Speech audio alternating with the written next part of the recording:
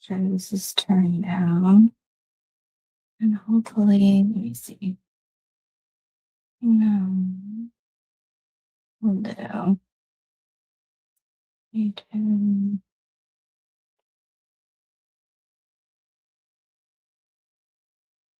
Okay, yeah.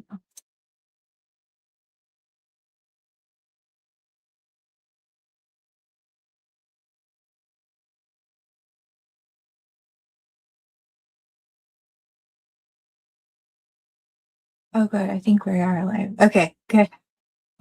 Let me figure this out. Am I in? No, I want my premium.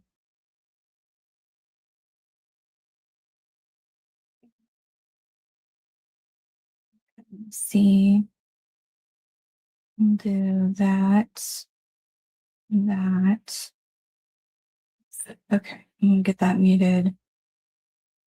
And we'll do this. Oh, hi, Goddess. Hi, Big JD. Hi, guys. How's it going? Can you hear me okay? I kind of had to futz with some stuff. So it's how's it going, guys? Good to see you. I just need to remember what I'm doing. Hi, Pert. Hi, guys. I think I remember. I'm a little rusty. We're gonna see. We're gonna see. Yeah. Oh, thank you. Yeah. Kind of sweaty as always. It did rain last night, so I didn't have to water as much today. Thank God. Thank you, Jesus. So let's see. Okay, yeah. So I was going to go over what I had for 2019 with you guys, considering well, I already have to make amendments to 2017. Oh, thank you, Pert. Thank you. Yeah, please hit the thumbs up, guys. Let me see if I can put the chat on the stage. Yeah. Can I make it? No. We'll do. Hi, Old More. Hello. Okay, let me.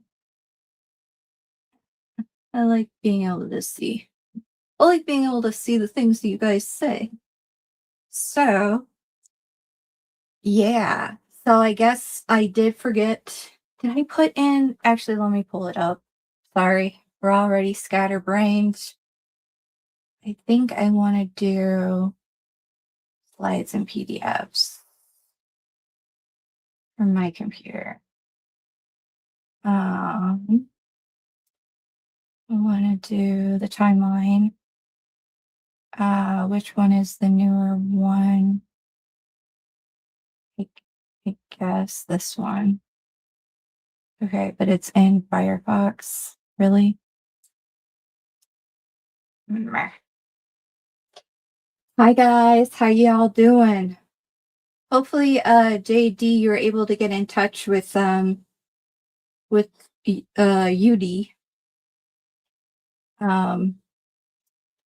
Because that was some good information. I'm trying to see. So I put that'd be in StreamYard though. Okay. Yeah, I did hear them mention that there was another Libby, so I thought that was pretty interesting. So basically, I don't know if you guys can see my cursor or not, but I want to say, I think I forgot to put in that Julie Melvin she takes her footage several weeks after the murders.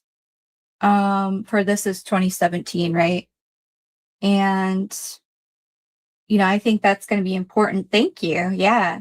I think it's going to be important because, especially if the BG video ends up having clips taken from her footage, So do I have that? I should have had it right here where it says late February, early March. Facebook advocacy groups are created. Anthony Greeno, and yeah, that's where I would have put Julie Melvin assists Gray Hughes for getting footage at the High Bridge several weeks after the murders. I kind of wanted to put my deathspace.com in, but people are like, that's been debunked. I should show it to you guys, but to get it, I have to get all that stuff from my laptop onto this computer, and I always come up with something that I need to do before then. Hi, Aries. Hello. Aries in the house. That's right. Love my Aries. So then I forgot to add too I'm pretty sure I forgot to add that the r/Delphi murder subreddits created in 2017. And I could not remember for the life of me when it was created, but I'm sure if hi Gemma, hello, welcome guys. Yeah, I'm sure if I went back with context clues, I could figure out when the subreddit was created. Let's see, June 2017. Oh yeah, so and then yeah, June 2017 through September 2018 was when Keegan Kline lived in Vegas. So totally forgot to add that. Oh, and the data lounge was in early March. The tip that then disappears after Rick Allen is arrested. So yeah, we've got all that I need to add to 2017. And then kind of think for 2018, they call him Vegas. Idiot. I love it. I love it so much. Yeah, we call him something. Aw, good to see you, Gemma. Yeah, so basically then I went hunting for 2017 stuff. I know Christina and Artist had told me a lot of stuff that I kind of can't remember now. I need to see if I can get a hold of them. Let me see if I can search for 2019. 2019. Let's see.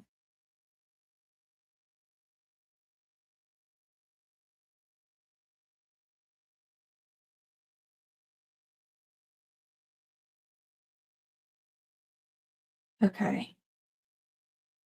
Actually, so how's everybody doing? Hopefully good. Let me see if I can search.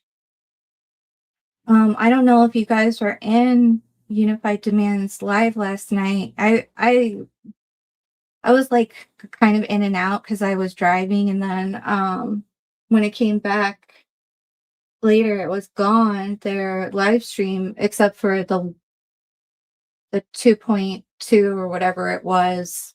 Oh yeah, I was gonna search for 2019. No results found. Okay. Damn. All right. Well, I guess what I'll show you guys is then what I did get done. Let me find it. So I think I'll have to share it that way. How do I do that?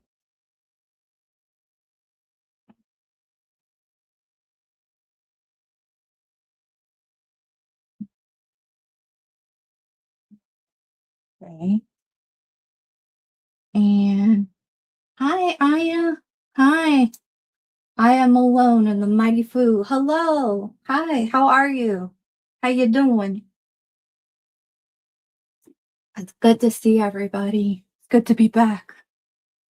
It's good to be back. So, no, there wasn't anything there. Let me see. Over there. See. Hi, Dieter. Just listening. Awesome. Sounds good. Sounds good. Dieter's got some awesome tomatoes coming in. You don't even like tomatoes. Let's see. Now I need to find search for 2019. Basically, I just wanted to get as many of these done for you guys. And oh, thanks. Thank you. It's my thinking cap. It helps me think better. But actually it helps to keep my hair from, I need to dye it and it's greasy. So I don't want to look like a ragamuffin, but I'm too lazy to clean it up. So you know all my secrets now. Um what was I just talking about? 2019 something or other. Well, I went through a lot of stuff and I was trying to look for stuff on parallel investigations. And it came up with a lot of these federal investigations that happened during 2019. So there were a lot of I would say like drugs, gang, violent crime investigations, drugs and firearms, meth trafficking. There was an FBI joint terrorism task force with the Dannon brothers. I don't know if you guys ever heard of them, but they were like manufacturing weapons for ISIS, which is like, oh, thanks, Gemma. Which is kind of like, wow. And I don't know if they were like, it looks like they were modifying weapons for ISIS for some reason. And it was based out of Fishers, Indiana, which was just crazy. So yeah, let me just list them off because I'll tell you the ones that I found the most interesting. Damn right they were. Yeah, yeah. Um, there was a child exploitation and a sextortion case. It's like a lovely family. Boy, I know. So basically, like a lot of stuff was happening out of Kokomo. I can pull this up. Think. I think I can pull this up. Mm,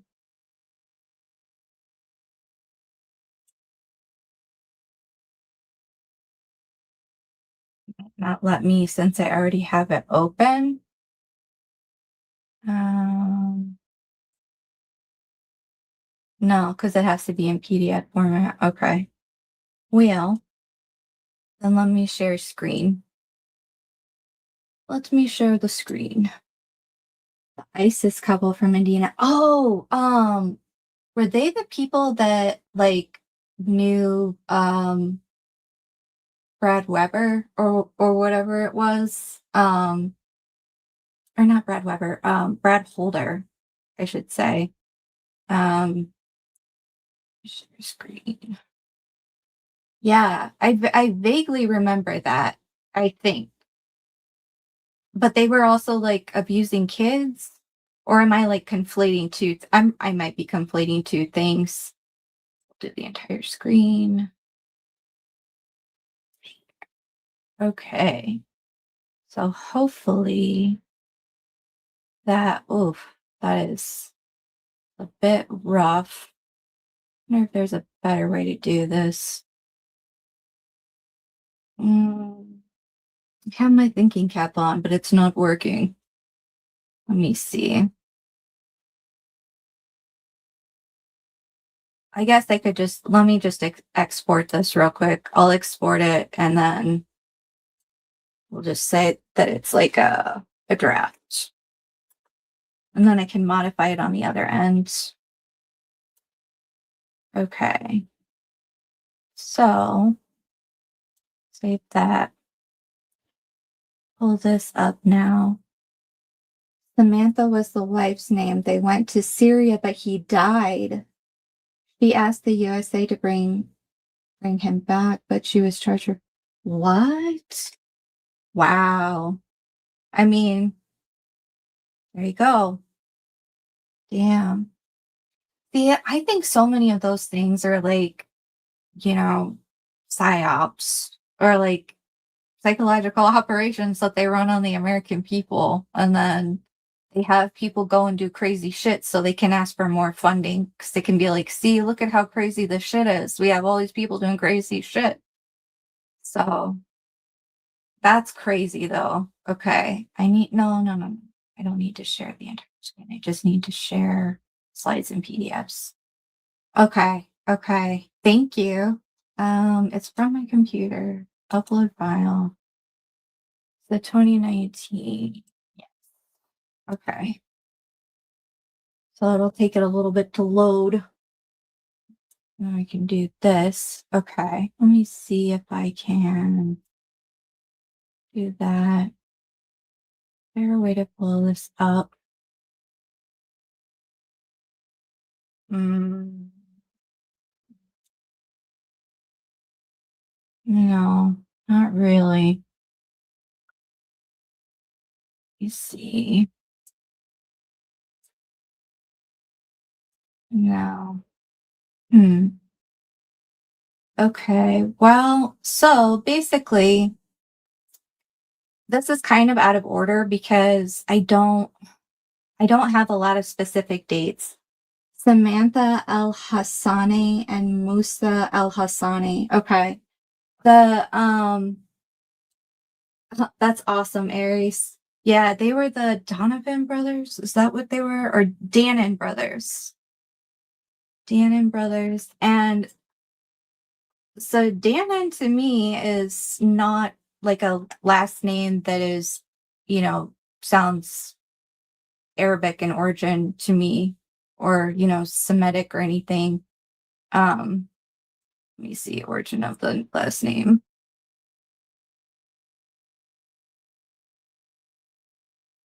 And Dannon. Oh, it's Hebrew, Sephardic, Jewish, and French. So Sephardic Jewish, yeah, that's interesting.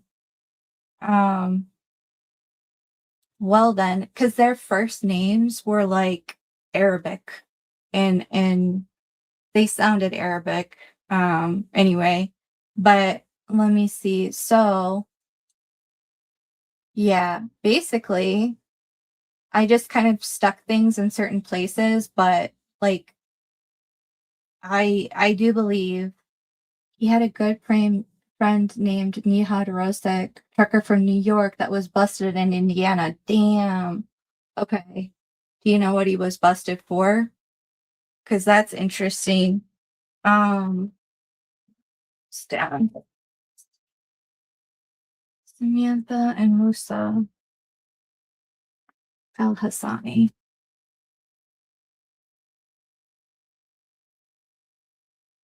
Because there was the remember when they hacked Libby's Twitter account and they were like the Battle of Little Bighorn of the Caliphate of the 13th century, like when they did that, that's kind of weird, El Hassani.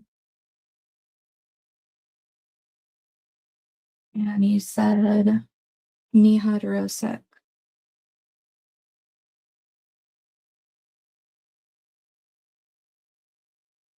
Yeah.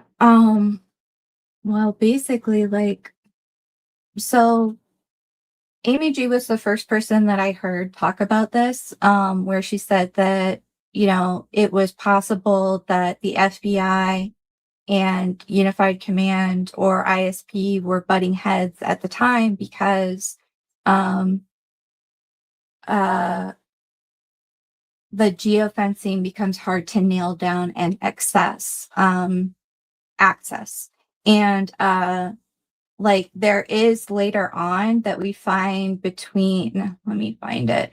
So between the 26th of June and the 21st of August, 2019, the ISP First Sergeant Chris Cecil, the digital forensics examiner examines Libby's phone again because ISP had obtained newer forensic technology, the gray key. Jillian Powell that left that Arabic writing on Libby's Facebook. Okay, I think it was her Twitter, but yeah, I'm gonna write that down. I mean, anything is so possible nowadays. Yeah, I hope you guys had a chance to catch the live for um Unified Demand. It was really good. I'm still waiting for it to come back up though, because I think it got a music strike. Let me see. Unified Demand. Decoding the Eye. Wednesday. Damn, I don't think it's back up yet. It'll be back up. But yeah, it's doing really good when you close your eyes. You know, these song lyrics. What song these lyrics come from when you close your eyes? I don't know. Close your eyes. That'd be a good question for ChatGPT. Song lyrics. Do.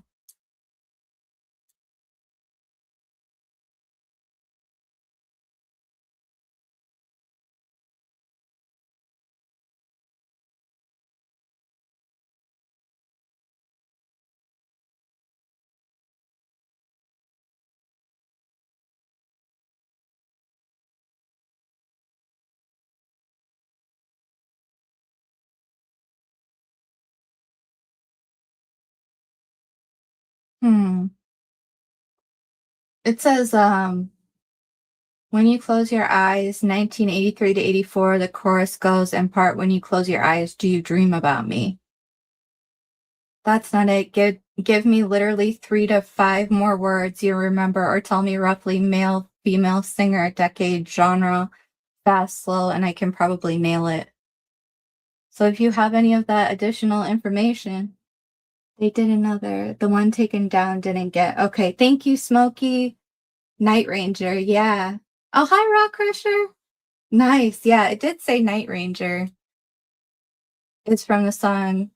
It says that lyric is super common, but the first song I check is Night Ranger. When you close your eyes. Yeah, check that one out and see if that's what it is. Good to see all you guys. Yeah, I definitely wanted to see what they had said about the the first stream, because I was going back through those I have Apophis videos, and um I forget which one it was. It was like it left out, it said breadcrumbs something trail or something like that, and it left out the E, R, and I. And you sang it to Google? That's awesome. That's so cool. Yeah, Google's kind of a little biatch sometimes, though, if it's gonna strike people. Silly goose. Oh yeah. But anyway, so yeah, I looked up that ERI stuff and it was pretty intense. Like, let me see if I can. Well, first I'll just go over this and then I'll see if you guys have anything you want to add, because I had questions about, let's see. I was like, I need social media and content creation timelines. What the judges were up to in Carroll County, or even like Shane Evans, what he was up to, or like the city council or the county council, if there were any land deals, like the nonprofits, where was the ballpark, the Lafayette child exploitation, which was the case that I came across. Basically, it was from November 2017 through February 2019.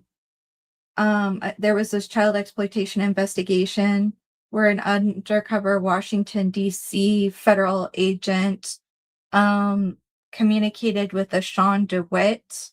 And this guy he was actually pretty dumb and, tried to get CSAM material, and it did, it backfired. Thank God. I love it when criminals are dumb. That makes it easier.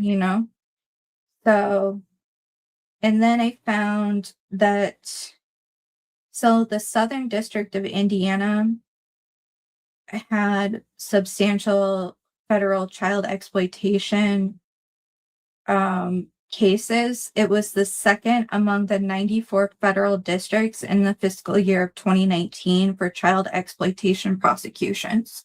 So they had a lot of cases, but they were, very good at prosecuting them.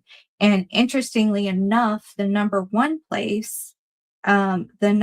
federal district was somewhere in Minnesota of all places. It was a pretty weird thing to come across, like why was it why were there all these cases was like Minnesota, um, Missouri, Indiana, um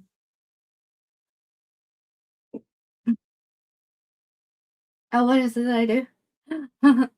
Oh, so I'm an illustrator. I basically just use I guess I've been using acrylic stuff, but basically I just use pen, ink, color pencil, that kind of stuff. So it's fun. Yeah, like I recommend watching a bunch of like sketchbook tours. Those are really fun. Just to see what other people get up to. Uh, try playing around with different stuff because um it's more fun that way, But that's awesome, JD. Like, that's really cool. I think you guys are gonna have a blast. Especially there's so much inspiration these days, And there's so many awesome artists too that have like tutorials and stuff on YouTube. So if the McCains bought it, did they I thought they had that from their mom, but I'm gonna write that down, Pert. Thank you. Yeah. Um, did they found the Heritage Foundation as a 501(c)(3) Okay. McCain's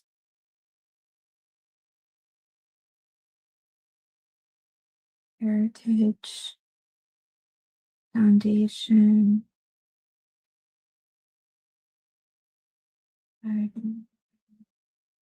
501(c). I'll just put a question mark next to it. Yeah. Um, so yeah, nonprofits I was wondering about because like I know that when I talked to Sue Wright, she was one of the people that brought a tort claim against Carroll County for improper election maneuvers against Liggett back in May of 2022. And he was saying that there were a lot of nonprofits and that there were several very well connected attorneys in the area that she implied some stuff. Let's put it that way. They supposedly bought it within the first month. Did they inherit it from their mom? Sold to the HF. What is the HF pertinent? Because wasn't there like a Mary McCain or something?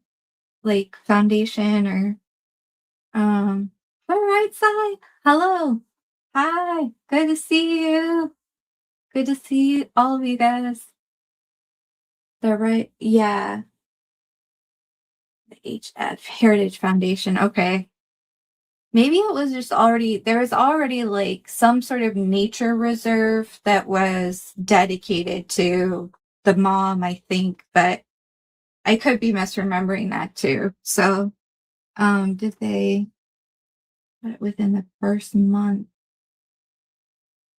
Yeah. Lots of trestles around the country are burning down. Yeah, you said that, Aya.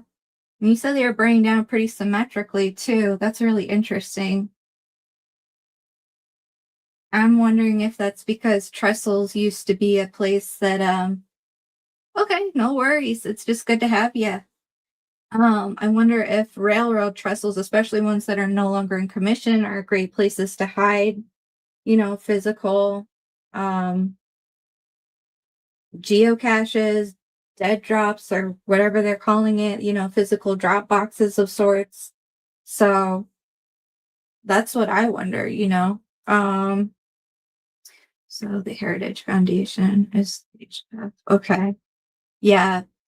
I basically I was like, what is Buster Hernandez up to? Because I don't think he's convicted until 2021. What is Nasser up to? I can't remember if 2018 was when he was going through his trial. Um, from CSX. What's the CSX? Um, Carol. Well, I don't know. So, and then I was wondering when the Heathen Party was, and where, yeah, the FBI, the Inspector General, where their investigation was into themselves. Well, and the DOJ's investigation into the FBI for mishandling the, the, mm, the Nasser investigation. Yeah. So, and then we have Ron Logan. I think he was still in prison at this time. And it would be kind of good to, yeah, HB, sorry. Let's not be talking about the same thing. Yeah, I'm not sure. And then major public works. So, um, and it does seem like the grant money came through. I'll have to look that up too. Um,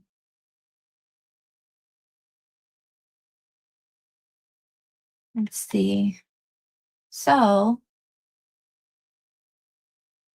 later donated. Oh, wow.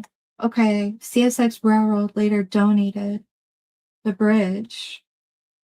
Wow. To like the government or to like, make it public land or whatever.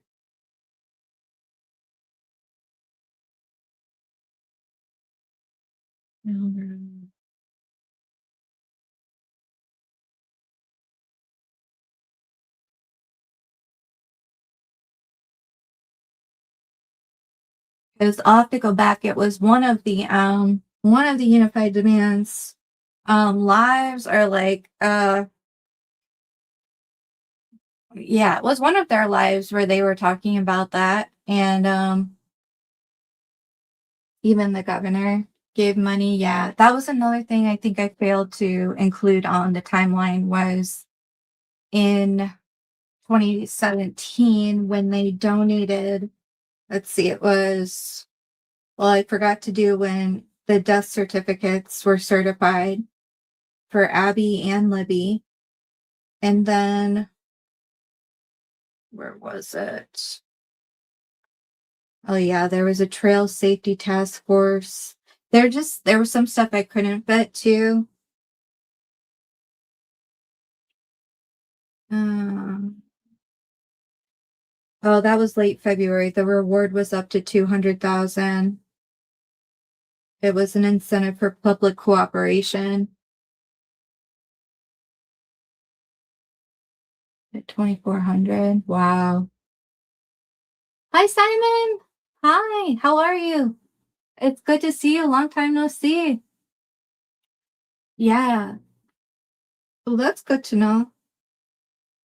But I'll keep that in mind too. But let's go back because so yeah. So as we have like, Christina's been talking about it and Unified Command where they are finding more and more evidence to show that um that there was trouble in paradise between Unified Command.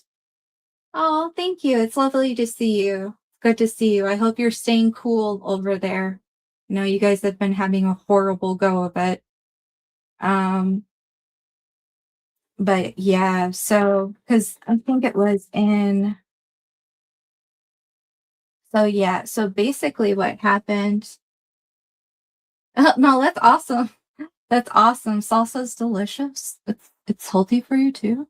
So between the 26th of June and the 21st of August, when Chris Cecil or Cecil like he finally used the gray key, and it would bring out it could extract more information from Apple devices. He did perform a full system extraction. And I can't nail down like the month, but at some point in 2019, the FBI apparently requested the phone extraction data. And according to like Cecil's trial testimony, um, the FBI requested that extraction data, but was not provided it, which is kind of weird. Man, I don't know if that would come down to like Cecil or Cecil. I'm sure that would come down to somebody higher up, but it's weird that if the FBI requested it, that they didn't give it to them.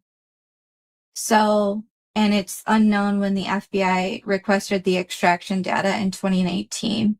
But I was thinking it would be interesting if it was before Cecil's gray key extraction, because I wonder if that's what gave them the impetus or the kick in the butt to go and um, you know, give it another look through.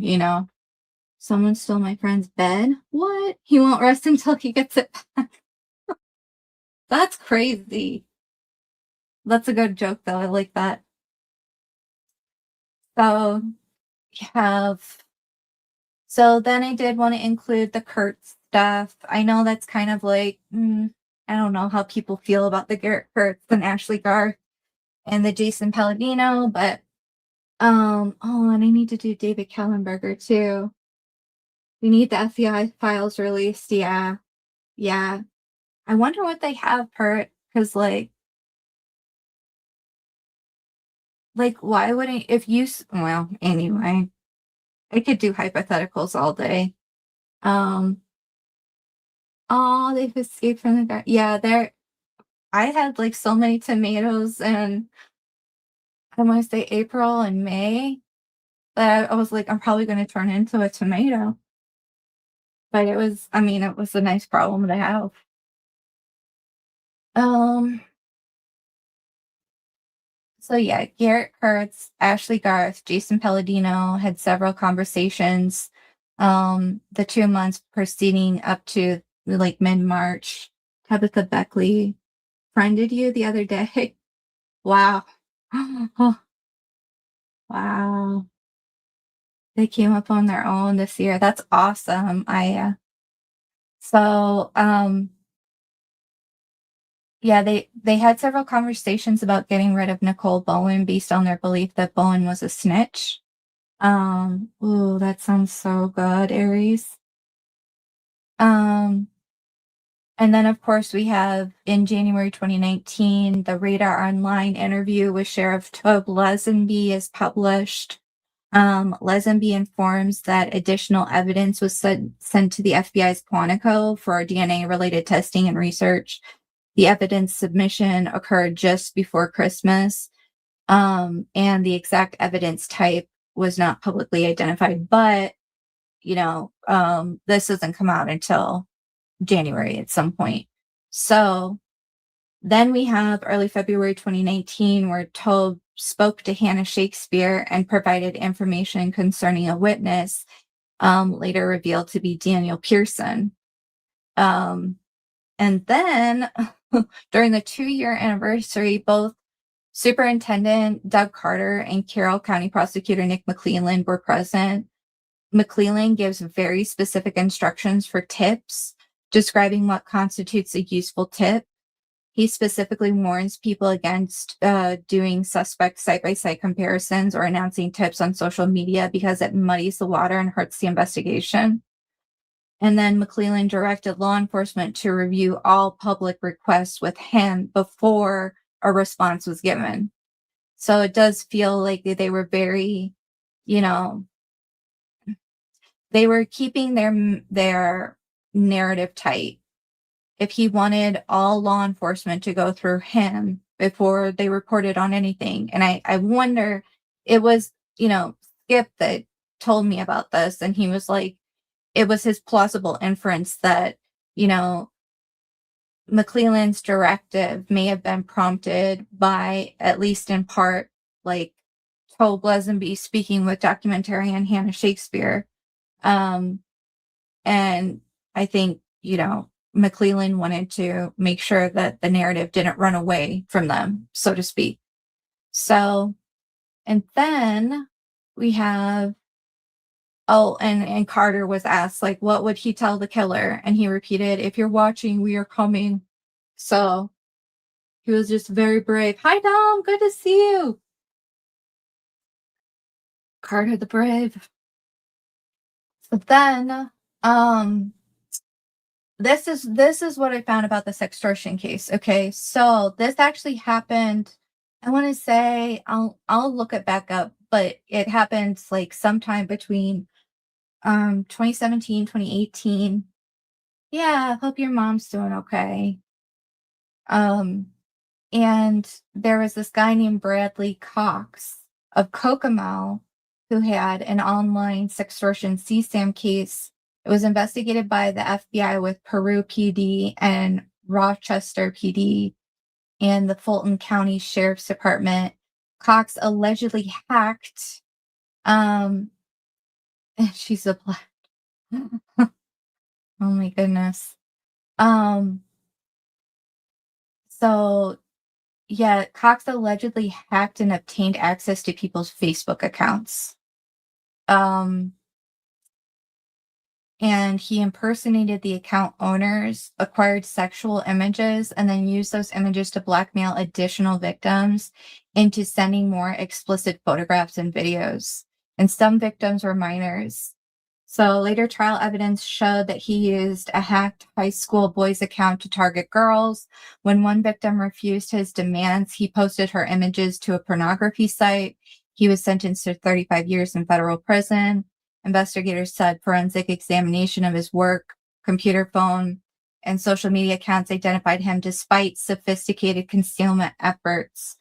So evidence also showed that he attempted to recruit other people, including at least one high school student, to assist with his scheme. That was crazy because it harkens back to me, at least, to Buster Hernandez. And we can read through some of the stuff that Buster got up to because he was no bueno. So then on the 13th of March, we have Ray Hamish or Hainish murdered by Garrett Kurtz. Between the 29th and 30th, Nicole Bowen is murdered by Kurtz and Garth. And her body is recovered from a semi-trailer.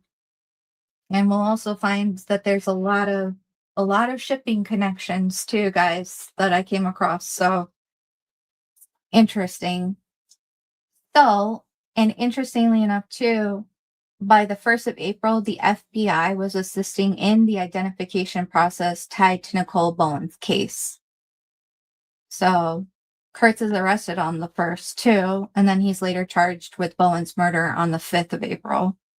And on the 3rd of April, Ashley Garth is charged with assisting a criminal. And both of them will be later found guilty for, I think, Kurtz later for Hainish, but also for Bowen, and then Garth for Bowen.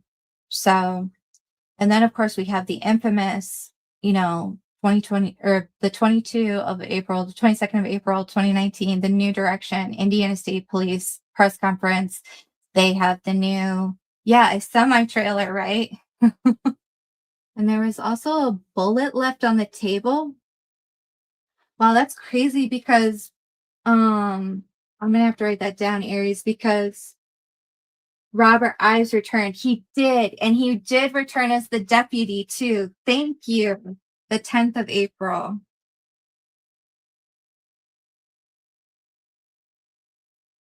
Ives returns.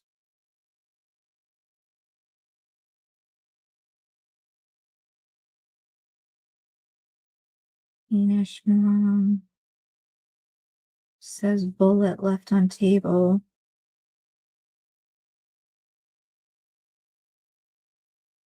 And it's interesting because according to the appeals record, Um, Hamish died of ligature strangulation. Um, and originally they classified it as a natural death. Can you believe that? Like, it's, I was like, damn. But then, I mean, Kurtz had, he had a signature move. Like, Kurtz had Nicole Bowen in a chokehold, and she died from, neck compression and ligature strangulation. But, um, yeah, like, I think it was Ashley Garth, according to the appeals records, that then I think, I think Kurtz handed her an extension cord and she used it on Nicole, and Nicole died from neck compression and ligature strangulation. And then her body was discovered in a semi-trailer. Yep. So that's pretty awful. So it is kind of weird then to leave a bullet too, because as I remember with the Hainish case was that um I think Ray was homosexual, came on to Kurtz. It didn't mean Kurtz should have done what he did, but he like reacted badly because Kurtz was probably bisexual or something. And then I don't know. That's a lot of speculation, right? But I thought it was more of this like, I thought that Hainish got killed because Kurtz was like upset with his own sexuality or something like that. Um, oh, yeah, she was getting beat a lot. Yeah. Well, I mean, these guys were on meth. Like, does anybody behave normally on meth? I've I've yet to see it. But yeah.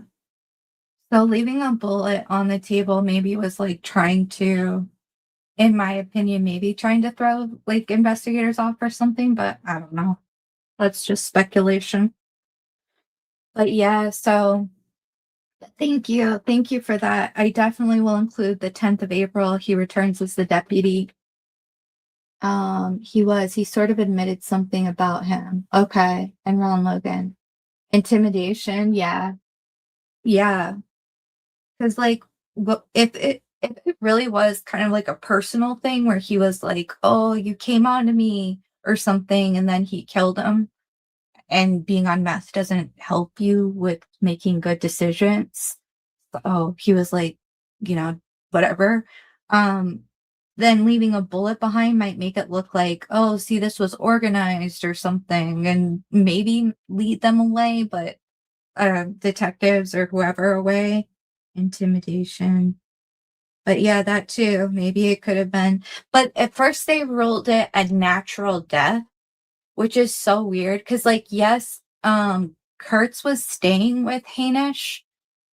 So like there wouldn't have been like a breaking and entering, but like, um, they banned it in this case and put more eyes on it with the LC trial. Push on out of the courtroom. What? Who's LC? Huh. Yeah. Ashley also left her phone at Ray's house. I mean, well, oh, okay. I'm gonna write that down anyway. So Garth left her phone at Ray's house.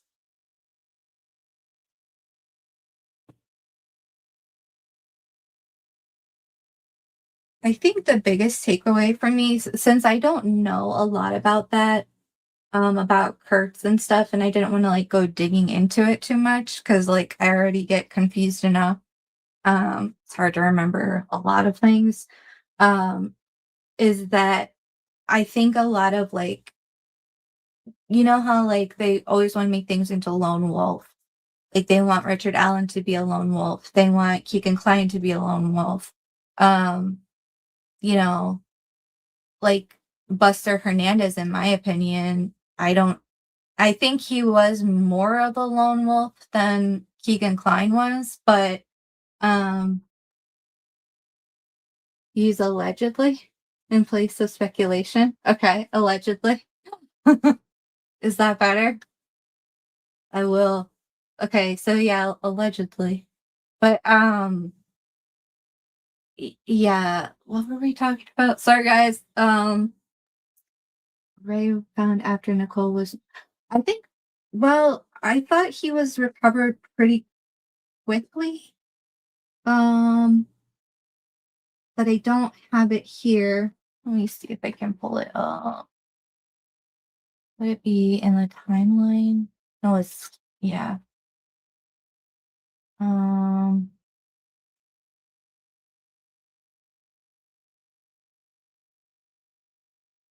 oh my God.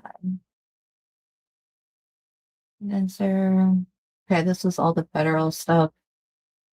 Okay, so Charles Ray Hainish is murdered, and in the Indiana appellate record states that Hainish was murdered by ligature strangulation on the 13th of March, about 2 weeks before Bowen. Hertz was ultimately prosecuted for this homicide and pleaded guilty. Ray was reportedly found in his Reynolds home several days later. Early information to his family characterized the death as natural before the case was eventually classified as a homicide, which to me is crazy because it's like, wouldn't you be able to see like ligature strangulation? I don't know.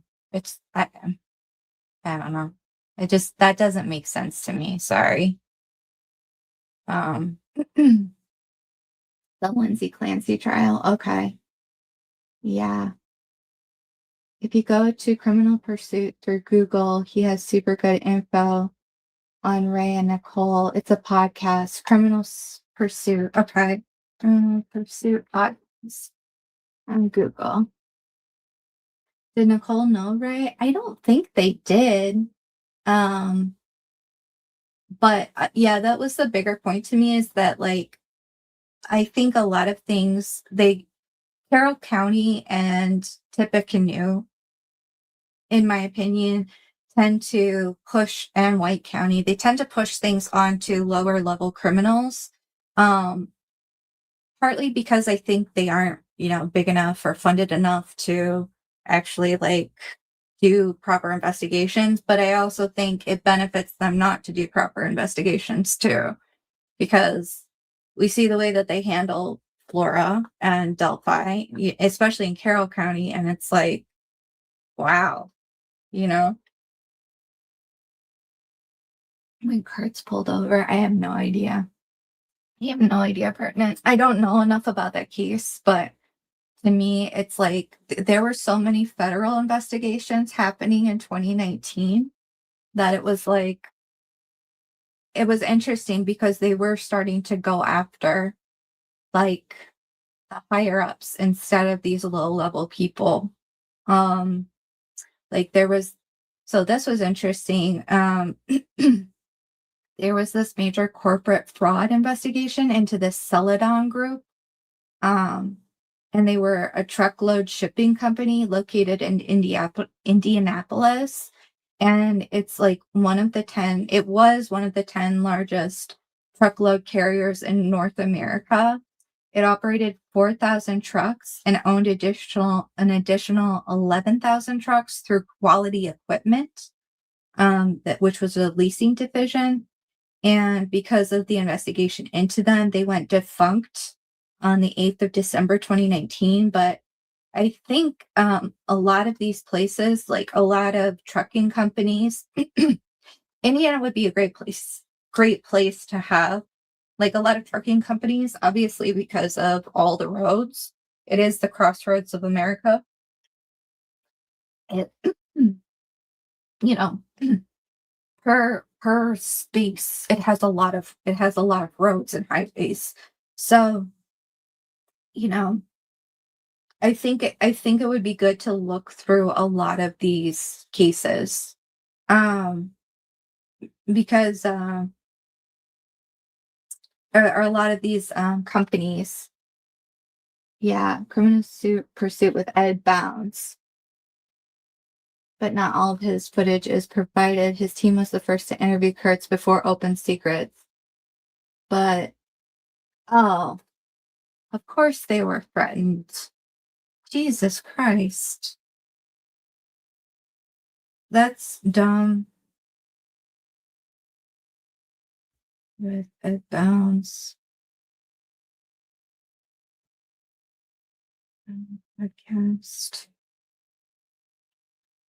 And also threatened. Yeah. Ed Bounds offered Kurtz $200,000 for his story, half up front and the other half after, and nothing came of it. So he did get his story done, Aries? Because that's crazy. Oh yeah. Um, so yeah, like so then let's see, Garth charged, yeah. The New Direction. Yeah, this was crazy. Um, should never been out to kill Nicole. Well, see, when the FBI stepped in for her case, because they literally assessed the Bowen investigation to what is it? It's like assisted in identification process. Like, what does that mean? Kurt's starting the CP team. Okay. Yeah, and he does have friends outside of prison, you know. But I think I think Nicole could have been an informant, you know, and they had been plotting, it says at least in the appeals record, um, fail a polygraph about Delphi. I don't know. I have no idea, Gemma. But at least January through March, in the Indiana Court of Appeals. Okay, she did, Gemma. Okay. Um, it states that there was this 2-month period where Kurtz, Garth, and Palladino had several conversations about getting rid of Nicole Bowen. So it was semi premeditated, you know. Um, but then, you know, I need to add the 10th of April too, that Ives returns.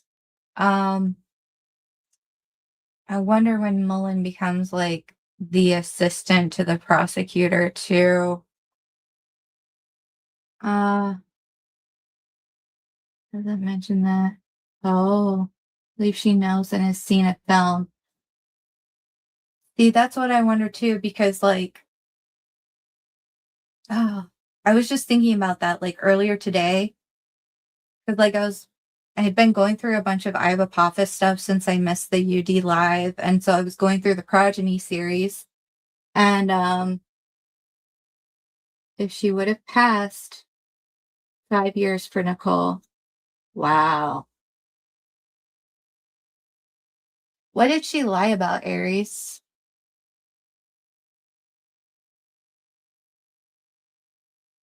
That's interesting. Oh no, you're fine. I get it. Like I don't I don't care. But what specifically did she lie about? Um and that film is what I've been thinking about too. I can't remember what about it though. I'd have to go back through the progeny because I was taking so many notes about like Iphigenia and you know getting sacrificed by her father Agamemnon, all that Greek stuff, really good stuff. But ultimately, I like that I is very symbolic in his language and the way he like leaves things to people. And I'll show you what I found on the ERI. I sent it to Christina, but um, yeah, let me finish this real quick. So basically, the main things that get brought up in the 2019 April presser. Um, oh, but you don't know the correct. Okay, okay. But it obviously looked like she lied because of the test said she was being deceptive. Okay, that makes sense. Thank you. Um, so they did the new composite sketch, The Young Bridge Guy. It was released, depicted the Delphi murder suspect. And it officials confirmed that the Young Bridge Guy sketch better reflected the person responsible and urged the public to study it. So, it was portrayed as new evidence, and the young guy sketch was actually drawn shortly after the murders in February 2017 based on witness Betsy Blair's sighting, most likely of Daniel Pearson. They pulled the plea deal because she lied. That's good. That's fair. Based on witness Betsy Blair's sighting, most likely of Daniel Pearson, but was not released publicly until 2019 for whatever reason. Something is happening. Something weird is happening in which I think, I think they were always ready to find a patsy and always premeditating a patsy, as far back as, right after the girls are found. But it's interesting that they had to do a switch up the way that they did.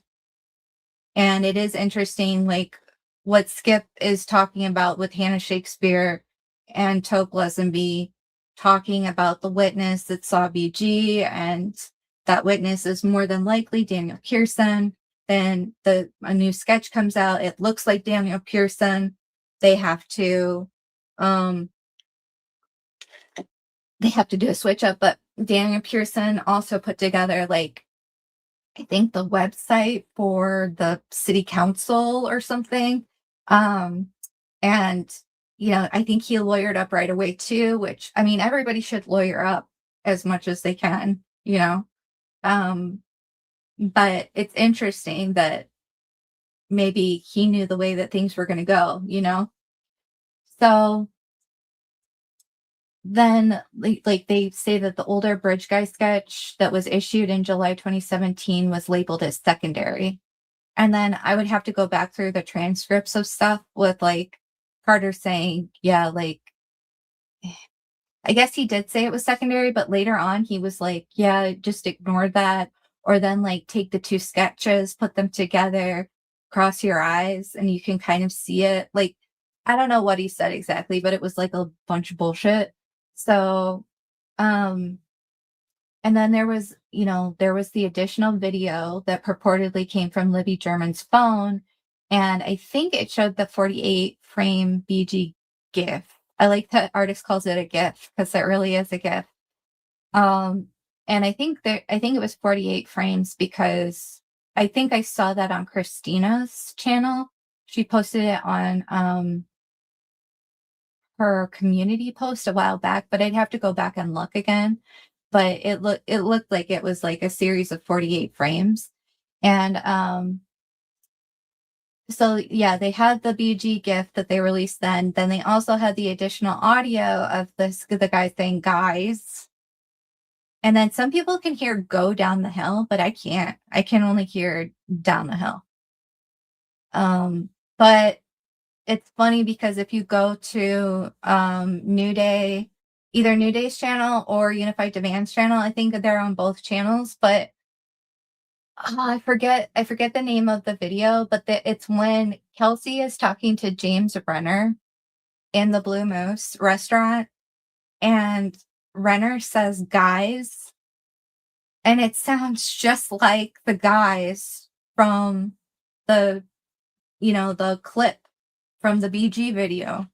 The guys, it sounds just like, and I know there was a point where Brad Holder had said guys while he was working out one time, and I was like, holy shit, that guy sounds just like the guys, but the Runner guys sounds just like it too. And it's insane because it's what if it's literally what artists and New Day have been showing us, that certain clips, certain little, words are getting taken and inserted into the video and audio. Um, only here down the hill is too clear. Yeah. Yeah. Um, and it's like, why would you do that? Like, why would you? Is it because you're like trying to implicate the whole community or something? It's just a weird, but it does look like it's lining up, but it's also like, I want to know, like, what is the psychology behind that? Like, if you're a criminal and you're trying to construct, like, um, evidence after the fact, why would you take like bits and pieces from like Julie Melvin's videos, where you can hear her like when Libby's like, see, this is the path that we go down. Like that kind of thing. That sounds a lot like Julie. It's crazy. So like why as a criminal would you do that? You know? I'm just saying assuming that is the correct thing that has actually occurred. Like what is the psychology behind that? All this time voice was so bad, now it's clear as day, added for sure. Yeah, very cleaned up, you know. Um and I loved what Christina said about it too when she was like, um she was basically like, why did the BG video get released the way that it was? Because there was never that BG video in the exhibits to begin with. So it had to get out to the public some way by bypassing, you know, and that to me is why like Gold didn't hold anybody accountable. Yeah. Yeah. I think the only thing that I could see initially, because so many people, like when R&M Productions showed it, so many people were in her live stream and they're like, that is fake. That's fake. That's obviously fake. And I was like, oh hey, Hoosier. Oh yay. Yeah. Not thinking too hard over here, just recapping. But yeah, like all the people in our chat were like, dude, that's so fake and stuff. And I was like, huh, I don't really see it. Except when Abby's shirt like bulges out in front of her. It does like that weird, it's like it's extra saturated, extra bright. It like hovers in like an open position for a bit like that. And it's just so unnatural. Like it doesn't, there's no like variation in like shadow or anything. It's just very bright and saturated. So it was, that was the only thing that really caught my attention because I'm just not as observant as other people. Production with visual and sound edits, yeah.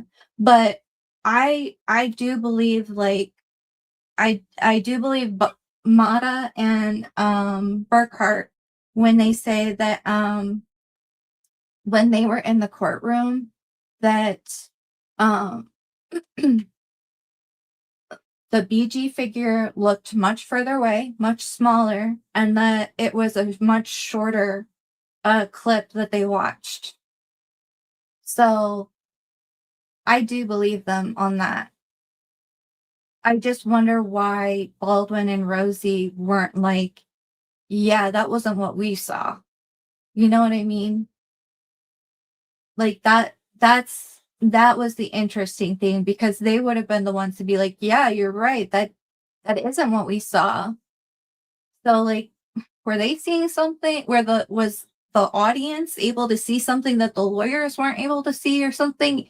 You guys know what I'm saying? Like it was just weird. Yeah, probably. Hi, Ernest. Hello.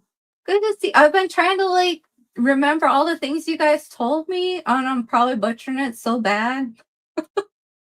I apologize. Hi, Matt. Hello. Okay, 1.5 seconds. 37 frames total. Okay, that's what it is, Matt.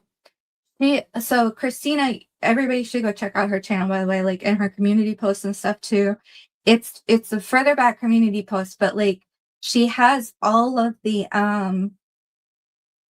frames. So it's probably 37. I don't know why I said 48, but it's like she has all of those frames, and it's literally that over and over and over again. And then New Day and artists were showing how like it just he just runs on that.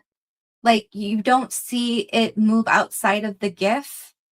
So like it's definitely a GIF. It's like a BG GIF. Like sorry, I get really excited about that kind of stuff. But yeah, so whether it's 37 frames, I know Christina has it and it's laid out in still format next to each other, but it's really worth going and looking at. So yeah, dissect. Yeah, yeah, I have a Papa's, dude. That's and I'll show you guys what I found on it too, because artists they sent it to Christina, but I should send it to you. It's maybe you guys covered it too, because like it got taken down. I know you're like it'll probably be back up because YouTube is just stupid sometimes. But and so maybe it'll be like a waste of time to go over it. But you know how Iva Pappas leaves out the E, R, and I when he says like breadcrumbs from the trails or whatever. Um that ERI I'll show you. It was crazy. I was like, "What in the world?" But, basically all the things that happen with with this presser is, like, they switch up the sketches, they add some audio, they add the GIF, the BG GIF, um, you know, Carter says that the new sketch came from new information, which is a lie, and intelligence, and that they were shifting gears to narrow their focus. He seems to speak directly to the suspect about being in plain sight. And then, there's this drastically differing composite sketch. Um, and it's a delayed release. It looks like Daniel Pearson right after Till Blessenby is telling Hannah Shakespeare about this witness that they have seeing BG, who is most likely Daniel Pearson. The new sketch is probably Daniel Pearson because Betsy Blair saw him and thought that was BG and stuff. So it's just interesting. Something really weird happens then. Yeah, good. I hope so because that's ridiculous, dude. It's just ridiculous. See, I don't when I do my car videos just driving around, like I get copyright claimed and it limits where it is shown, but it's not like, it won't like take down things. So maybe it's a matter of time. Maybe I better be more careful. But anyway, oh, and then they did ask for information concerning the CPS building. But if we go back and we look at like all the timeline stuff together and we realize that it's like a retrofit that they're trying to make sure that they capture this is the assumption, right? Because I can't say definitively 100% that that they definitely did all the things that I'm alleging that they're doing, but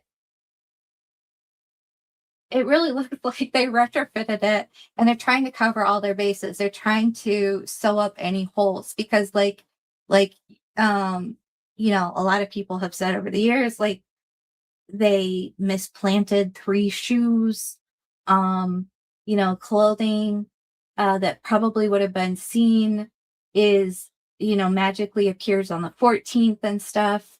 Um there's a bunch of different like differing accounts of things, um, and things that don't seem to make sense. And, that's when Iva Pappas starts really. So in early August, late July, there's a 28th of July, and then an 8th of August, 2022, Iva Pappas video. I think it's staged and then encore. And in those two videos, he's talking about the setup and why a lot of the things that happen don't make a lot of sense. And he's right. And he's basically arriving at this whole thing has been staged. Um, Oh, wow. They were shut down. Wow. Okay. The Legion building, CPS building. Yes. And so I think that's what caused them. Well, this is just my theory, and it's, I'm happy. I'm not happy, but like I'm fine if it's wrong. But basically, like, yeah, I think that's why they bring Keegan Klein and Bree Wilbur to Grissom Air Force Base. I think that's part of the reason why Fortson is now deceased. Um, and I'm not blaming like Iva Papas, but I'm thinking that like it feels like a lot of people got flustered and then they maybe had backup plans and then they were trying to, I don't know, get them set in motion. But yeah, all of those things come up in that 2019, or April 2019 presser. It's a lot of good information. Um, because it's showing us what they're looking at, what they're omitting, what they want us to refocus on. And then you can kind of put it in the context of like what's happening around it. And I think that's why so many people have kept so many things so close to the chest because, um, yeah, I agree that it was a false staging too, Hoosier. Yeah. Made to look like something that it wasn't for sure. Yeah. Especially if you have somebody getting threatened who like, if it's David Erskine, if he's seeing the girls in the water and then he's getting threatened and made to sign like a non-disclosure agreement or whatever, um, or a gag order or something like that. Um, yeah, that none of that is normal, like anyway. So that happens. Then there's the New Orleans Crime Con. I need to dig into that more. I need to see like where the patties were, like if law enforcement came. I'm pretty sure Susan Hendricks interviews them during that one. Mm. And then like how many panels they were on, what they discussed, all of those things would be good. I funnily enough found that on the 27th of June 2019, Shane Meehan files his statement of candidacy for the Terre Haute mayor. Um, and then between the 26th and the 21st of August, so like a 2-month period there, Chris Cecil he's like re-examining the phone using the gray key method, because it's better on Apple products, I guess. Um, but that and I don't know when they request the extraction information, the FBI requests it, but I know that they refuse to give it to them. Um, so um, it would be interesting to know when they decide to do that extraction, when ISP decides to do the extraction. Was it before or after the FBI requested the data extraction? That would be a good question.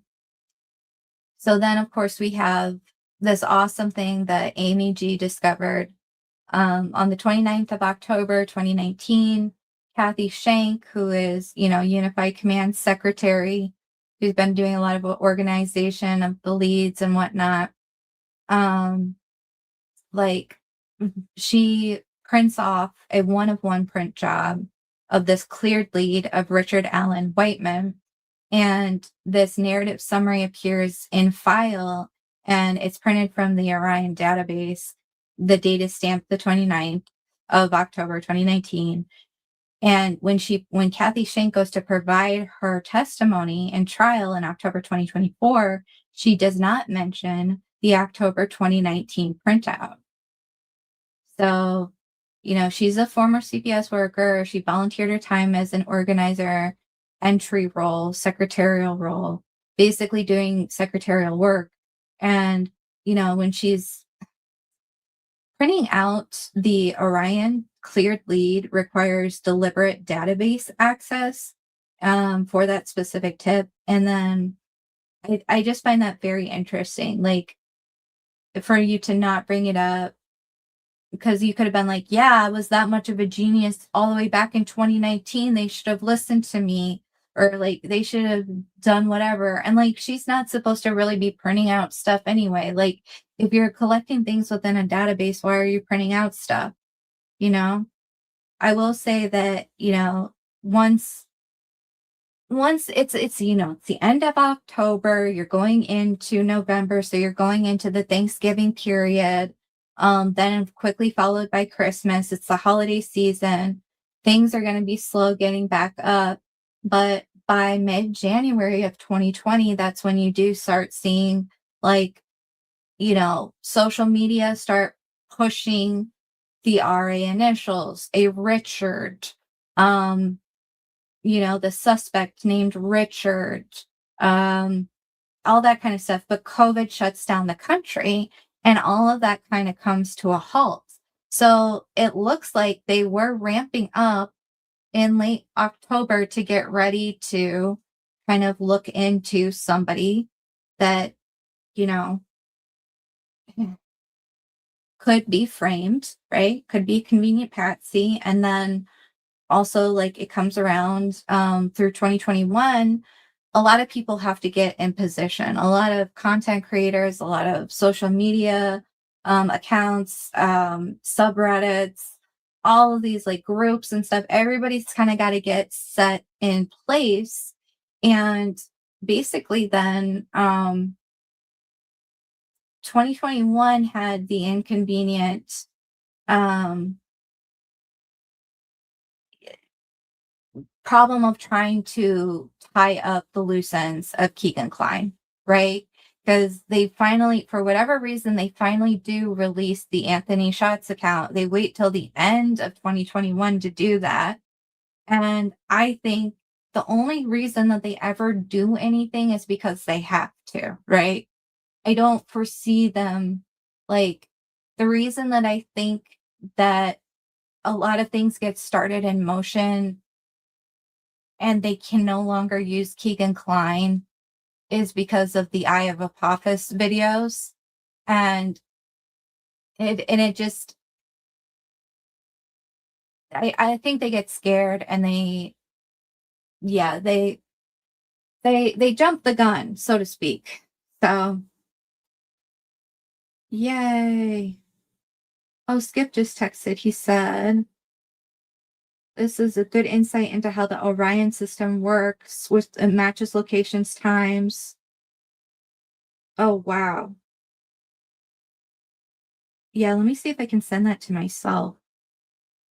Thank you, Skip.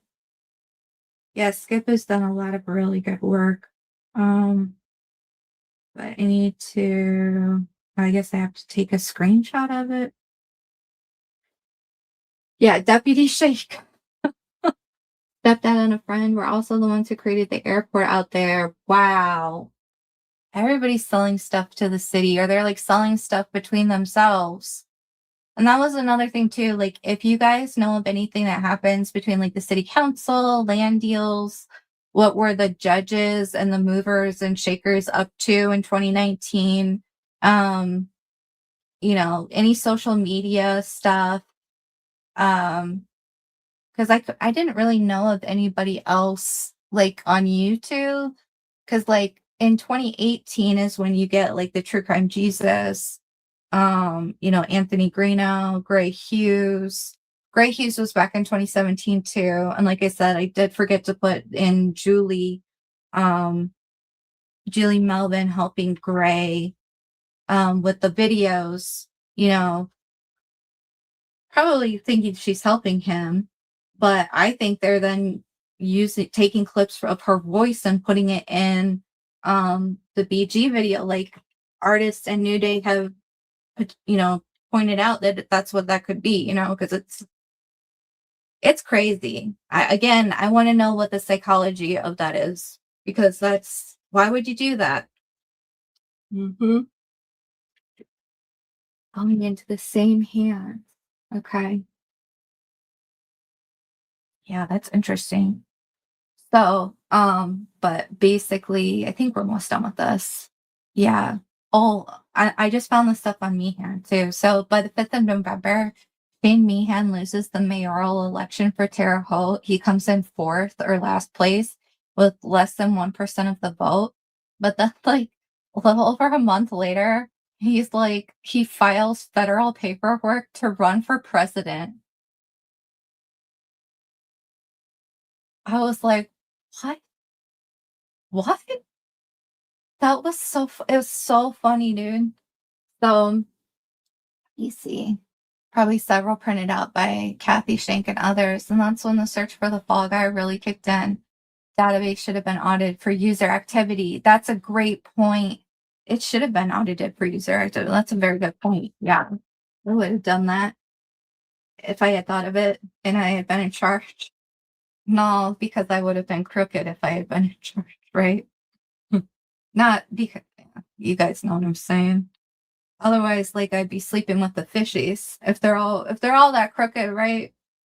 Like, everybody's gotta conform, otherwise you get got, right? What was I gonna say? Yeah, audit the database. I wonder too if that's why, like, some things had to just be destroyed too, or overridden. Neil Diener, a lot of 501c3s and land from Fouts. Diener.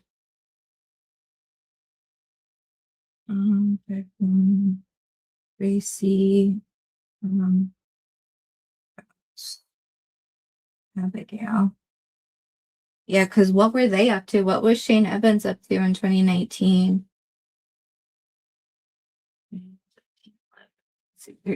Remember so Sue was telling me there was a lawyer named Miriam who was like, she was like the big head honcho lawyer in that area. And she did a lot of like the land deals for people too. A lot of the estate stuff or whatever that is. I should probably try to reach back out to her. Um, mm, yeah. So, okay, and then I could not find a date for when Todd Click like finished and compiled his 85-page Odinism report, but that was done sometime in 2019. And then again, like I I'm gonna have to correct if I can fit it in. I may not be able to, but basically for between June 2017 and September of 2018, that's when Keegan Klein lives in Vegas. And then from September 2018 through August slash late 2019, Keegan Klein lives with his mom in this place called Young America in Cass County. So yeah. Um, but by 2019, there are considerably more federal investigations that I found, and it seems to be that they were it's through the OCTE no OCDETF, Organized Crime Drug Enforcement Task Force. So like they were going after organizations more than just the dealers, more than just the low end people. They tended to be prosecutor led, so it would really depend on the prosecutor and how straight laced they were. And it would have to be intelligence driven based on probably a lot of informants, right? And then it was very multi agency involved. And they intentionally worked upwards. So, you know, the usefulness of CIs became more and more important. But yeah, so there was also these things called high intensity drug trafficking areas, the HIDTA, and the core in Indiana is really what Erica and Christine have been looking into. So it's like the designated counties of Lake, LaPorte, Manon, Porter, and Allen. counties. Okay. And Allen's Fort Wayne, right? So, um, yeah, there were, and you know what was interesting too, that there was like a case that was based out of Georgia. There were drug things that were happening out of Georgia. Where is it? Uh, Damn, I can't see it now. Okay, well, whatever the case is, the place that it was from. Oh, it begins with an M. Hmm, it's very close to where the Dermans were killed. The Dermans, where the Dermans lived. Um, it was very close to there. And the Dermans are a double homicide, elderly couple. In I think they were killed May 6th, 2014. Um, kind of similar in the way that, I mean, brutally, um, Becky was busted for conversion. Okay. Yeah. The elderly uh male Dermond was beheaded. The woman was found, the elderly lady was found in the lake. Um, it still does kind of make me wonder, um, oh, which task force is that? It still does make me wonder, like, how maybe a lot of these could be interconnected. But again, there's a lot to play with. But let me show you what I found on the Iva Pappas stuff. Let me remove this. Remove. Go back like that. And then I can pull up. I need to find it though. ERI. So,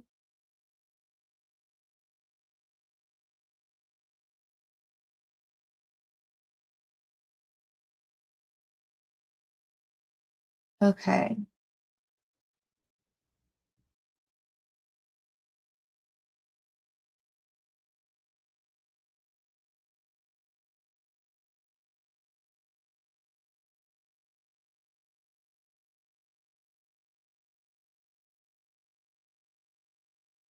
So maybe they already went over this, and if you guys did, I'm sorry. I was so excited. I was like, I gotta share this with somebody. Um, because I was like, what is this ERI? Because I brings up, let me show it to you. It's in one of the progeny videos, and I should show Skip's thing too. Yeah.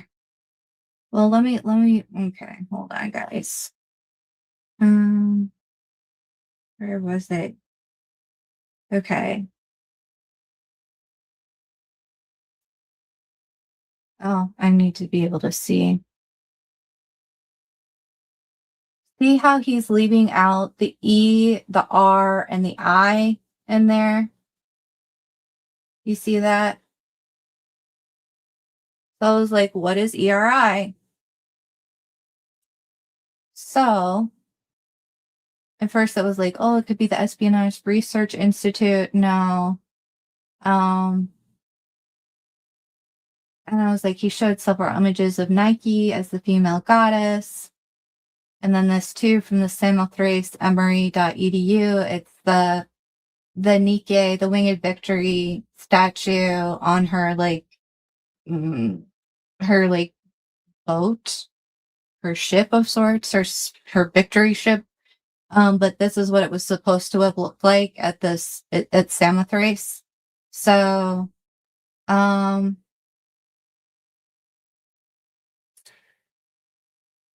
yeah. So basically, it was like, so this changes the ERI question quite a bit because I found something extremely specific that matches I's vocabulary.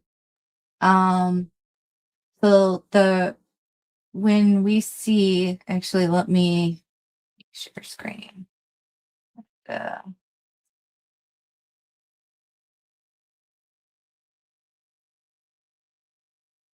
let's do. Okay, hopefully that is coming up properly,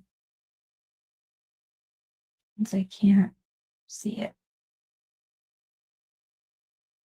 Yeah, it is. Okay. So this, when he's doing this, this is like, it's a computer reconstruction of what that whole area would have looked like. Um, used to find hidden things underground. Yeah, it is, artist. And it's also this contracting group too. So, um, so I was like, yeah, the famous, let me see. Can you guys see that okay? Let me boost it up.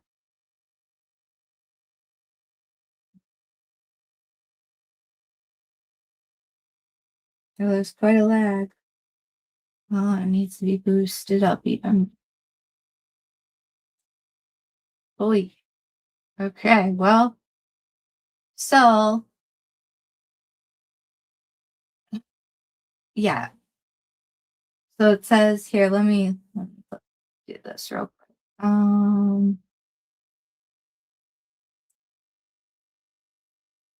So where are we? There we are. Okay, so alighting the prow of a warship. It describes exactly the reconstruction. The Louvre likewise explains the wings, warship, and sanctuary identify her as Nike, the messenger of victory. So, um, yeah, they're talking about ChatGPT is like this is how he uses symbolic language, mythological association, and all of that. But then it went back to the ERI breadcrumb trail question with the military intelligence context you gave me. And I found this in 2003. The US Army funded a phase, the SBIR project called Return Path Guidance System. The contractor was Electro Radiation Inc., ERI. The official federal award description says the ERI personal navigation system could guide soldiers, robots, or unmanned ground vehicles, like Artist was saying. It was designed to retrace a path through caves, forests, minefields, tunnels, and urban areas, which is interesting, especially if Delphi, having that whole plateau of limestone deposits. Limestone is what you get caves out of because it's such a water soluble, soft stone that wears away. You get the caves. So, um, it would have been if you guys are concerned about a chasm, it would have been good to maybe use this kind of technology for such a thing, right? Um, and the ERI personal navigation system combined with inertial dead reckoning navigation with electronic breadcrumb reference markers to blaze a trail was intended as an alternative when GPS or satellite navigation was unavailable or denied. Super, super interesting. Thanks, guys. Yeah. So, and the original Army, I'll send it to you, artists. The original Army solicitation is even more explicit. It calls the stationary transmitters electronic breadcrumbs and says they were placed along the return path, used encrypted low probability of intercept transmissions, and could even issue a warning if one of the breadcrumbs was moved after planting. So the intended environments specifically included caves and tunnels. And that's a hell of a coincidence with the frame you showed me because I wrote perfect breadcrumb trail and removing the blinks, the ERI, of course. Yeah, because I was like, is it a tactic? Like, what is ERI? And that I was like, I told Chad that I, as former military intelligence background, satellite image knowledge, concealment navigation concepts, maybe. I don't know. And I think like artists in New Day have postulated that, like if he is these things, he probably wants to keep his identity as secret as possible. Totally understand that. Would definitely want to do that. Oh, yay, Aries, thank you. Uh, just as long as I don't get attacked. But yeah, so there's especially important distinction for the Delphi interpretation. Um, it was designed to create an intentional physical electronic trail, right? So, then we were going over a bunch of this stuff. Oh, hi. You wanna come say hi? Okay, there's a cat in here. She scared me. Um, mm,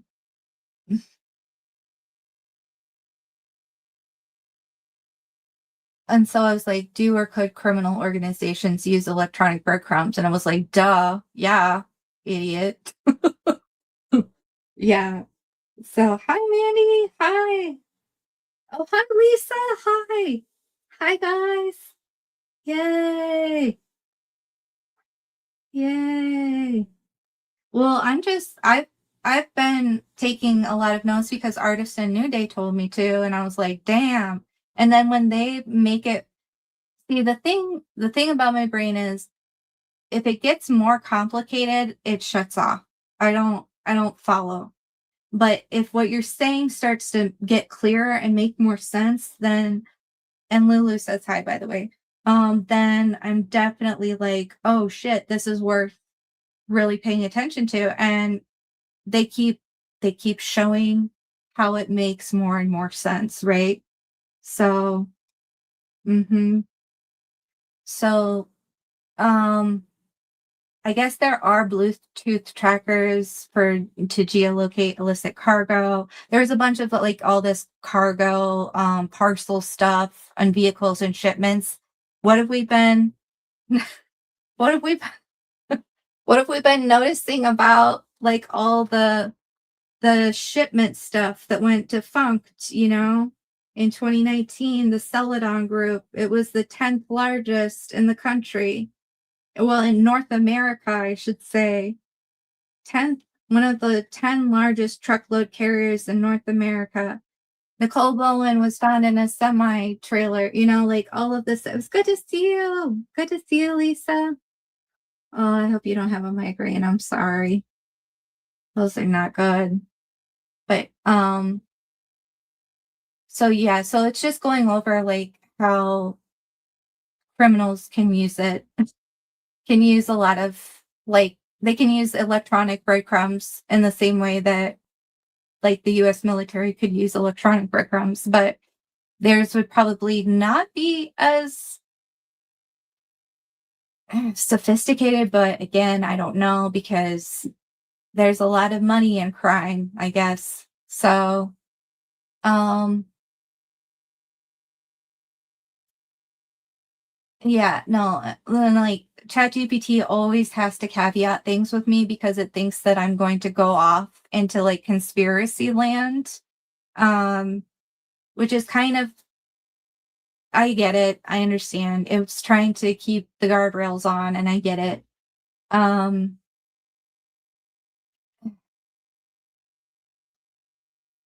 in that video that I is talking about it, I forget which one, I'm only through Progeny 5 or 6 right now, so it's either 1 through 5.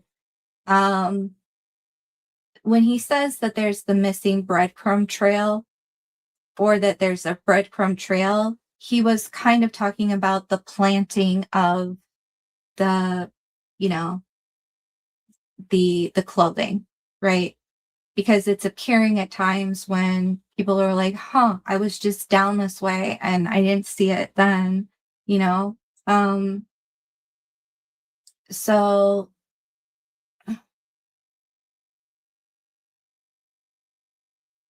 on people trying to use them. Okay, well that's interesting. And then I talked about the stingray. I wondered too, I totally forgot to ask it, but I was like, if the stingray is a part of this equation, like Christina has brought up, um, could a stingray disable electronic breadcrumbs, I don't know. So, and of course, like ChatGPT is like, we don't know if a stingray could have been used, lady. What are you doing? And I'm like, all right, all right. Tell the interstates and child murks kidnapping and map then you can cross-reference similar case markers. I agree, Pertnet. Yeah, that'd be really cool. When we use ChatGPT in relation to Delphi, it would be crazy but amazing if all Delphi related content we talk about would all connect from ever. I know. That's what I'm like, Big JD, because I'm like, I'm only scratching the surface. Like I am but a particle of dust on this thing, right? That would be so amazing if it was just like it just tapped in and was like, huh, all these other people have been telling me so much stuff about Delphi. Here's how it works. Here's what happened. Here, I just solved it for you. And I'd be like, thank you. But yeah, like, so I guess it would not have necessarily been illegal to use a stingray. Um, the DOJ policy generally required federal agents to obtain a probable cause warrant before using a cell site simulator. Um, policy expressly allows exceptions for exigent circumstances, especially like identifying or locating or rescuing a kidnapped child. I get that. Um, so Indiana law enforcement definitely had that technology. Yeah, thank you. Yeah, because there's an Indiana Court of Appeals decision issued February 22nd, 2017, 9 days after the girls disappeared. It describes, I think this is the Indianapolis Metro Police and Indiana State Police personnel using a stingray to locate a phone. Again, like a lot of the things that Christina and Unified Demand have been saying is like, yes, the way that law enforcement is treating the crime scene is not it does not feel like it is looking out for the best interests of a human being. It looks like it's trying to recover a device, right? That's what it seems like to me. Um, but yeah, yeah, that would be great. We should suggest that. ChatGPT, could you just keep track of everything? Well, then what if bad people come in and they're like, no, that's not how that works, ChatGPT. And then they contaminate it like they did everything else. I just gave them ideas. Damn it. All right. I'm not going to talk anymore about that. Anyway, so yeah. So Stingray, and then this could have been like what Christina was saying about why a lot of the geofencing stuff gets excluded or limited. Um, but it wouldn't explain why the 2019 Google geofence data was excluded. That's another thing I need to add to the 2019. Because it's like, what was the Google geofence data? And I think Christina knows a lot of that stuff. Could be energy harvesting. Oh, hope not. And holy cow, wow, great thought. I mean, Grissom had some crazy involvement. I think so. Yeah, because what, like, artists brought this up, I think, like, what about an Air Force base is so special? Like, is there special jurisdiction? Are there certain laws you're exempt from on a military base or an Air Force base? Like, like why would we even, dick around with that? It's a pretty interesting question. You have to go and get the guy out of prison and bring him all the way over there. And you have to get the girl. And I don't know. How did we find out about Bree going there? Did she tell us? Um, mm. So I guess there are these FBI non-disclosure arrangements with state and local agencies, blah, blah, blah. Okay, so if the technology potentially affects every powered on compatible phone in the operating area, if there were electronic breadcrumbs, would it affect it? I don't know. And I don't even know if I know what I'm talking about, right? Like I don't know. Like I imagine them as almost like little fireflies, but who knows? Entry to the Air Force Base is exclusive. Yeah, Lisa, that makes sense. It's like, but why go to that trouble, minimization used to locate a known device. Data from other devices was supposed to be deleted after the target was located, at least daily. So if this is what they're getting at, and they didn't delete other devices after they found the target device, could that be why it was so limited, the geofencing in the case? I don't know. Again, I almost don't like talking about the case, like the trial, because it was so rigged. Like, all of that evidence is not accurate. Um and it's just like you're playing within a game that's already been set. So um yeah, I think they do like pertinent. They probably have always had more. And like, you know, maybe they were looking at devices on the Air Force Base. Maybe you get exempt from looking at certain devices on an Air Force Base. Maybe they have something there on the Air Force Base that's state of the art that they can look into certain things. I don't know. Use some footprints in the records. So I wanted to show Christina that if that theory were true, there'd be some footprints. Again, all of this stuff I don't really understand, like references to IMSI, the ESN, cell site simulator, triggerfish, kingfish, real-time tracking, precision location equipment, pen register, trap and trace orders, emergency exigent requests, FBI cart cast, operational logs, equipment deployment logs, or strangely worded warrants authorizing a device without actually naming it. So this is like, there should be footprints in like court records or like warrant records or whatever it is, that would show references to all of this kind of stuff, all of this kind of vocabulary. And I bet if we went looking, it would probably be there, right? So, um, yeah. RTT, yeah, then officers used it. Yeah. So ChatGPT was like, the avenue I investigate next is what terminology did Indiana State Police or the FBI use for real-time cellular location operations in February 2017, and whether any Delphi search night records contain that vocabulary. But how many records are intact? How many records haven't been, messed with? I don't know. Dark figure outside. Oh, this can disrupt GPS coordinates. Thank you, artist. Hi, Mother of Dragons. Yes, it did, Mother of Dragons. And there was a case that linked up with Peru, Indiana, Macon, Georgia.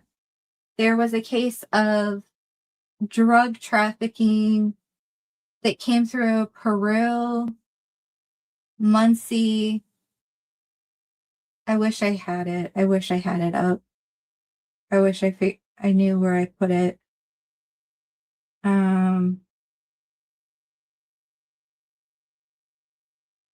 There was a connection between the Macon, which was very close to the Germans, and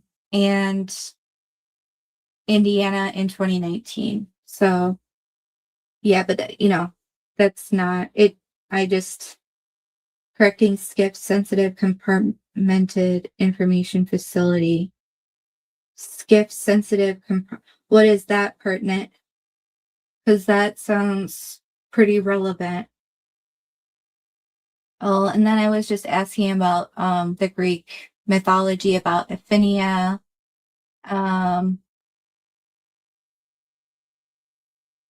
Because in the story of Iphigenia, he was the daughter of Agamemnon. Agamemnon was the elder brother to Menelaus. I believe Menelaus was the Spartan king who had Helen of Troy stolen from him, which started the Trojan War. Agamemnon wanted to avenge his brother's honor and all this stuff, and he needed favorable winds to sail to Troy to take back Helen. And he couldn't get favorable winds without sacrificing his daughter, Iphigenia. And there is a story that Agamemnon writes to her and says to come out to the certain location or island. He writes to his daughter and says, "Oh, I've arranged a marriage between you and Achilles, who is the very good looking." Yeah. Yeah. Um, oh, is Rick here? Hi, Rick. Long time no see. And her tech backdoors. Yeah. Okay, that makes sense. That would make sense for a military base. Yeah. Rick, that would definitely make sense. Um, but oh shit. Well, get rid of it. There we go. Um,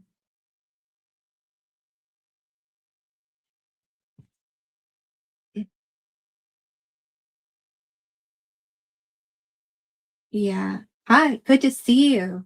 Um, so in the story, Iphigenia is sacrificed so that her father Agamemnon can have favorable winds to sail to Troy to get Helen back for his brother. Um, there are some versions of the story where Artemis intervenes and replaces Iphigenia at the last moment with a deer. Okay. Um, it's notable that I think it's Becky Patty who says that David Erskine talked about the deer. Let me see.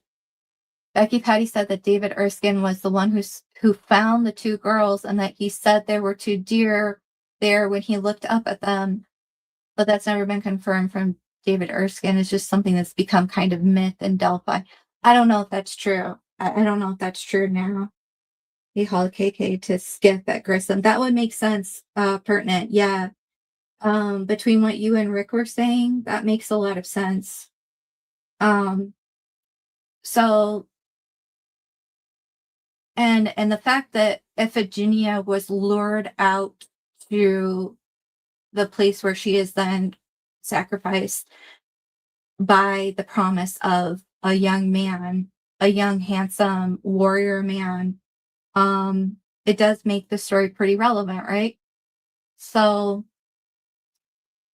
um, and then of course we have we have Mike Patty being kind of like the Agamemnon of the story, very like having a lot of power. Like who is able to tell the superintendent of the state police that the superintendent in fact owes him? Who is able to do that, you know? Yeah. So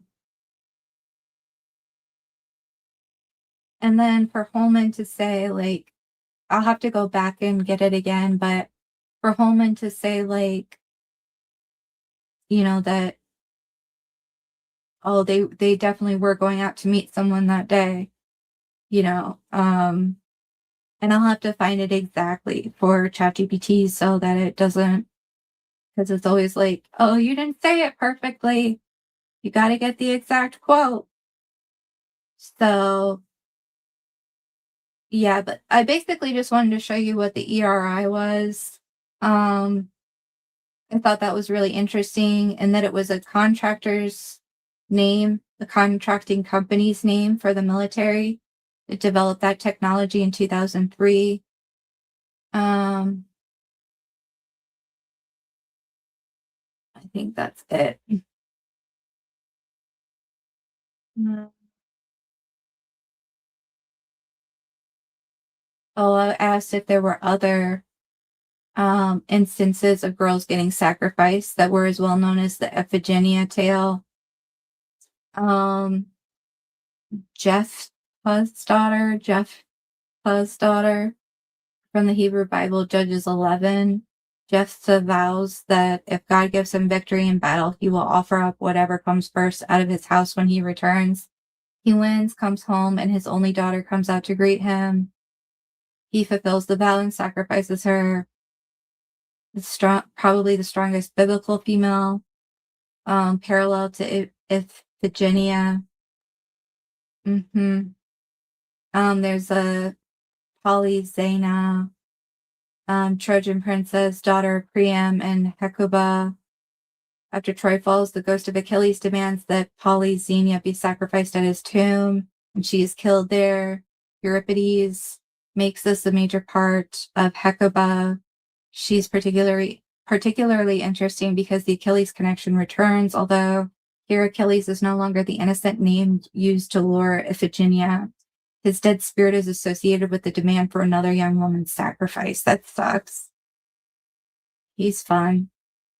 Macaria, daughter of Heracles, and Euripides' children of Heracles.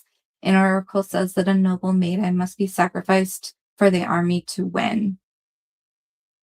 And it does kind of lend back to like what 211 location referred to as two deer. Oh, Jesus Christ. Okay.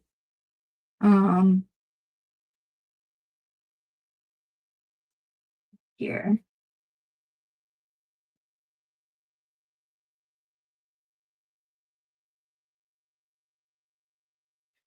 But like kind of like what Unified Demand and Christina have been talking about is that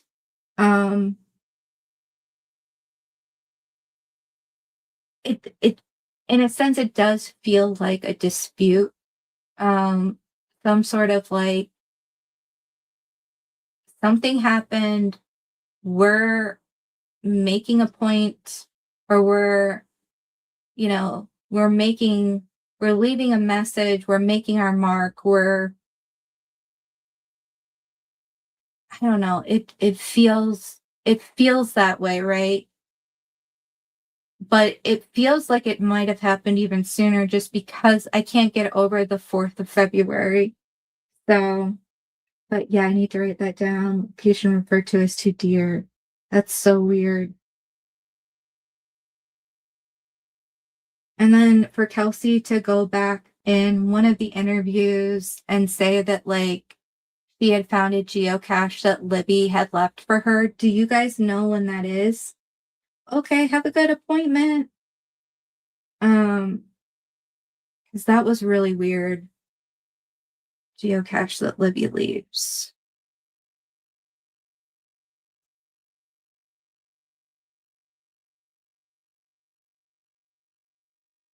Yay.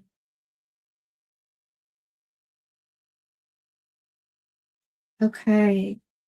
So anyway, there's a bunch of other of these, but it's always like these guys that are going off to war and need like some extra good vibes for their war stuff. And it's like, so you kill a little girl for it.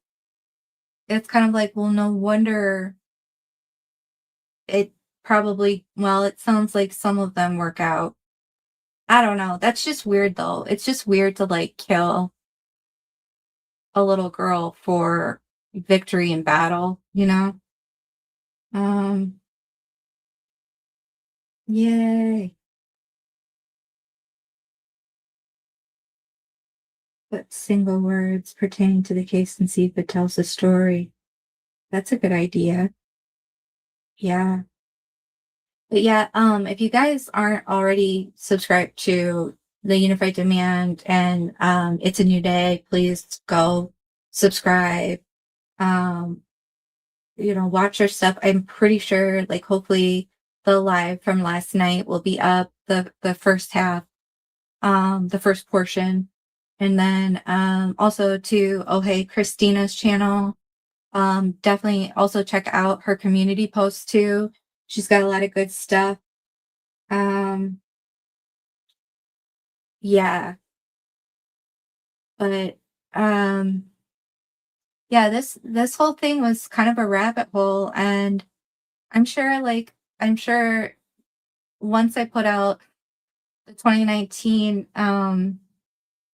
timeline, I'll have to go back and fix it pretty much right away. I thought I had gotten everything, for 2017, but it looks like I still need to add the data lounge post.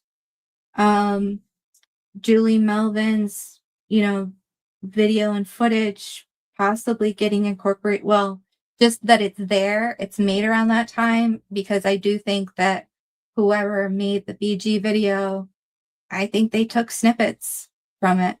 I mean, I think the most recent Iva Pappas video discusses, like, shows how the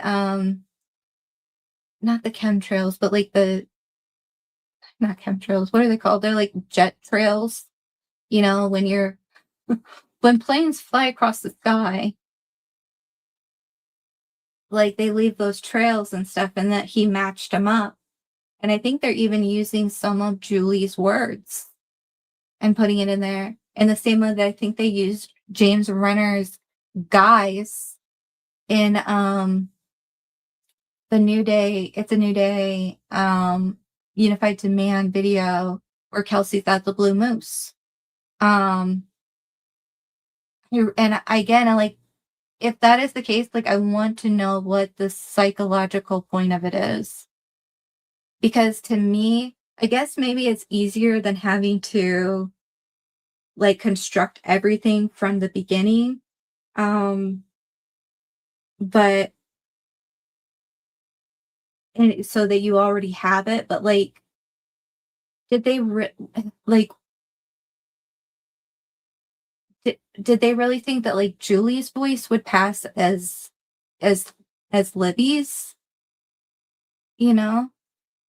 If that's the case, because I don't even know if that's the case, but I get caught in these things of, like, why would you do that? It's like, what's the point of that? Why would you do that? Like, you could get caught. It would